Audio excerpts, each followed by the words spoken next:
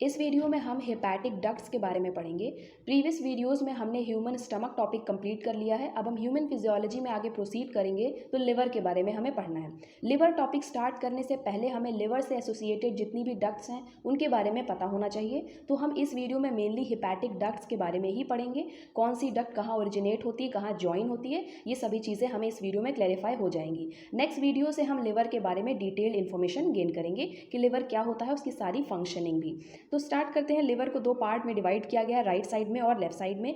Left lobe कहते हैं, right side को राइट लोब कहते हैं। Right lobe in comparison to the left lobe size में बड़ा होता है। अब देख भी सकते हैं डायग्राम में, राइट लोब साइज में बड़ा होगा और लेफ्ट लोब जो है वो साइज में छोटा होगा। दोनों ही लोब को बाइफरकेट करने के लिए, डिवाइड करने के लिए फैल्सीफॉर्म लिगामेंट होता है। ये कॉम्पिटिटिव एग्जाम में क्वेश्चन भी पूछा गया था कि लिवर के डिवीजन में या लिवर के बाइफरकेशन में कौन सा लिगामेंट प्रेजेंट होता है, या लिवर होता है इसमें कौन सा लिगामेंट प्रेजेंट होता है। तो फैल्सीफॉर्म लिगामेंट है जो कि लिवर को बाइफरकेट करता है। और कौन सा पोर्शन बड़ा है ये भी आपको याद रखना है। राइट साइड का जो लोब है वो बड़ा होता है। किस वजह से बड़ा होता है? क्योंकि राइट साइड में ही गॉल ब्लैडर प्रेजेंट होता है। अभी हम गॉल ब्लैडर के बारे में भी पढ़ेंगे नेक्स्ट वीडियो में। तो गॉल ब्लैडर की प्रेजेंस होने की वजह से जो राइट साइड का लोब होता है लिवर का, वो साइज में बड़ा होता है।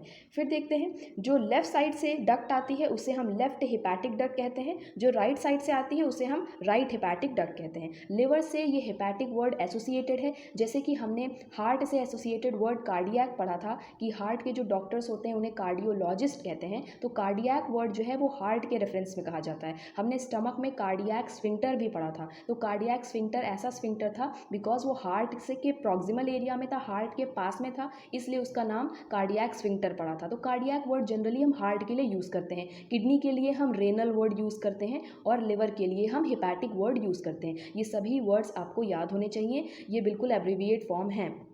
तो हमारे लिवर के लिए हेपैटिक वर्ड यूज़ होता है। तो राइट हेपैटिक डक्ट और लेफ्ट हेपैटिक डक्ट में क्या फ्लो होता है? लिवर जो है हमारा ये बाइल का प्रोडक्शन करता है। बाइल जूस होता है, एक तरह की कॉम्पोजिशन होती है जो कि फैट के डाइजेशन में मदद करता है, फैट के इमल्सिफिकेशन में मदद करता है। जो भी बाइल लिवर प्रोड्यूस कर रहा है वो फैट का इमल्सिफिकेशन करेगा, यानी फैट का डाइजेशन करता है ये बाइल। तो बाइल प्रोड्यूस करता है लिवर, ये बाइल ट्रांसपोर्ट होता है इन्हीं डक्ट्स के थ्रू, राइट और लेफ्ट डक्ट्स के थ्रू फ्लो होता हुआ यहाँ पर आएगा।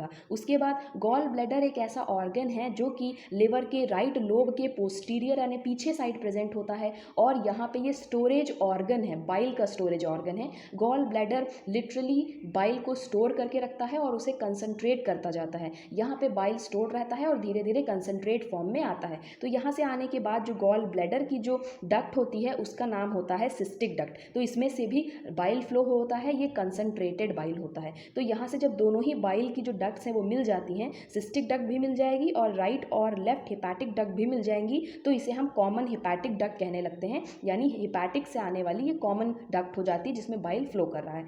फिर आगे देखते हैं, जैसे ही हम आगे मूव करेंगे इसके बाद यहाँ पे पैंक्रियाज हमें मिल जाएगा। लिवर के बाद हमारा नेक्स्ट टॉपिक पैंक्रियाज ही होगा, उसमें हम पूरी फंक्शनिंग सभी चीज़ें पढ़ेंगे तो आपको और अच्छे से समझ में आ जाएगा वहाँ पे। तो यहाँ पे पैंक्रियाज के अंदर से एक डक्ट आती है जिसका नाम होता है पैंक्रियाटिक डक्ट और ये पैंक्रियाज का सभी सिक्रीशन लेके आती है। मीन्स पैंक्रियाज जो एंजाइम सिक्रीट कर रहा है, जो भी सिक्रीशन है पैंक्रियाज का, वो पैंक्रियाटिक डक्ट के थ्रू यहाँ पे आता है और सिस्टिक डक्ट के साथ मिल जाता है। तो सिस्टिक डक्ट से हमारा कंसंट्रेटेड बाइल आ रहा था, यहाँ पे पैंक्रियाटिक जूस आ रहा था। जैसे ही ये दोनों मिल जाते हैं तो इस कॉमन डक्ट को हम कहते हैं हेपैटो पैंक्रियाटिक डक्ट। मतलब हेपैटो इसलिए क्योंकि ऊपर से आ रही थी, हेपैटिक डक्ट थी, और पैंक्रियाटिक क्योंकि अब ये पैंक्रियाटिक जूस का भी मिक्सचर हो चुकी है। तो पैंक्रियाटिक हेपैटिक डक्ट अब इस डक्ट का नाम हो जाएगा। और ये जो स्मॉल इंटेस्टाइन का पहला रीजन होता है जिसे हम ड्यूडेनम कहते हैं, यहाँ पे पोर करती है आके, मतलब यहाँ पे ये डक्ट खुलती है और जितना भी सिक्रीशन ये अपने साथ लाई है वहाँ ड्यूडेनम में ये पोर कर देगी यानी डाल देगी। और हमें पता है सबसे ज़्यादा मेजर अमाउंट में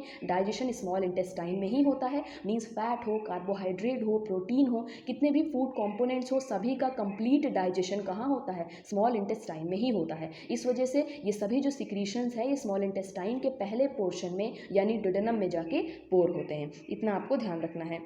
उसके बाद हम इसे कॉमन बाइल डक्ट भी कहते हैं, यह भी आपको ध्यान रखना है। ये लेबलिंग सारी मैंने कर दी है, आप इसको थॉरली अच्छे से पढ़ेंगे और एग्जैक्ट ड्रॉ कर लेंगे। सिस्टिक डक्ट जब आगे मिल जाती है तो इसको हम कॉमन बाइल डक्ट भी कह सकते हैं, क्योंकि सिस्टिक डक्ट से भी बाइल आ रहा है और राइट और लेफ्ट हिपैटिक डक्ट से भी बाइल ट्रांसपोर्ट हो रहा है, तो हम कॉमन बाइल डक्ट भी कह सकते हैं। यहाँ पे इतना आपको क्लियर हो गया। ये ड्यूडेनम रीजन है, स्मॉल इंटेस्टाइन का पहला रीजन होता है सी शेप्ड का, जिसे हम ड्यूडेनम कहते हैं। तो यहाँ पे ये पोर करेगी, और जब यहाँ पे ये पोर करेगी तो यहाँ पर भी एक तरह का स्फिंक्टर प्रेजेंट होता है। प्रीवियस वीडियो में हमने डिस्कस किया था स्फिंक्टर क्या होते हैं। रिंग लाइक स्ट्रक्चर होते हैं मसल्स के बने हुए, और ये रबर बैंड की तरह होते हैं, बिल्कुल टाइटन्स हो जाते हैं, तब ये पैसेज अलाउ नहीं करते। जब लूज होंगे तो पैसेज इजिली मूव हो जाएगा। तो ये यहाँ पे रबर बैंड जैसा काम करते हैं। इस स्फिंक्टर का नाम होता है स्फिंक्टर ऑफ ओडाई। तो स्फिंक्टर ऑफ ओडाई कहाँ प्रेजेंट होता है? जैसे ही ये डक्ट आती है हिपैटोपैंक्रियाटिक डक्ट, तो हिपैटोपैंक्रियाटिक डक्ट और ड्यूडेनम का जो जंक्शन होता है वहाँ पे ये स्फिंक्टर प्रेजेंट होता है। और ये जितना भी सिक्रीशन आ रहा है, गॉल ब्लैडर का सिक्रीशन, लिवर का सिक्रीशन और पेंक्रियास का सिक्रीशन, पेंक्रियाटिक जूस जो आ रहा है,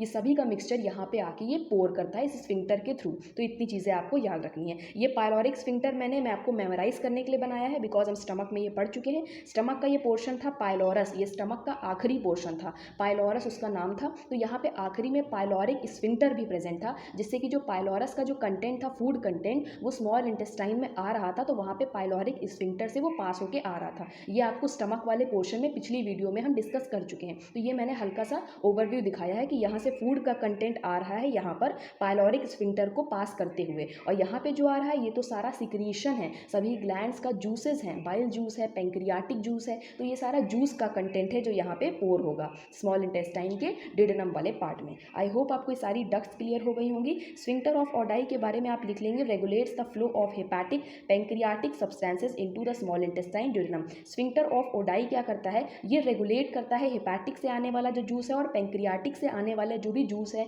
सब्सटेंसेस हैं, उनको पोर करता है स्मॉल इंटेस्टाइन के ड्यूडेनम वाले पोर्शन में।